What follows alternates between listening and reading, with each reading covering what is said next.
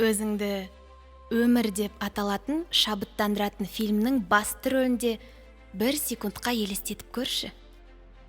Өз өміріңнің басты рөлінде. Сен қорыққандықтан қанша арманың кейінге қалдырылды?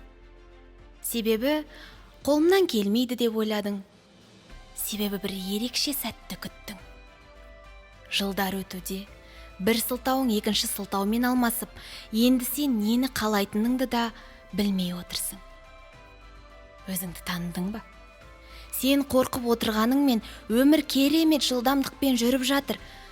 Тіпті сенің өмірің емес сияқты. Бірақ ақыр соңында басқалар сен жайлы не ойлайтыны мүлде маңызды емес. Өмірді сүр, күл, жыла, сүй, өмірді әр клеткаңмен сезін. Өз өміріңнің үздік сәттерін суретке түсір. Саяхатта, кем дегенде көрші ауылға саяхатта. Өзгеруге, өз ойлағаныңды айтуға қорықпа. Ешкім көрмейтіндей биле. Өзің армандаған өмірді өз бетіңше жаса. Біреуді жай ғана жолы болғыш адам деп ойлама. Өз-өзіңе сен. Көпшіліктің бірі болма.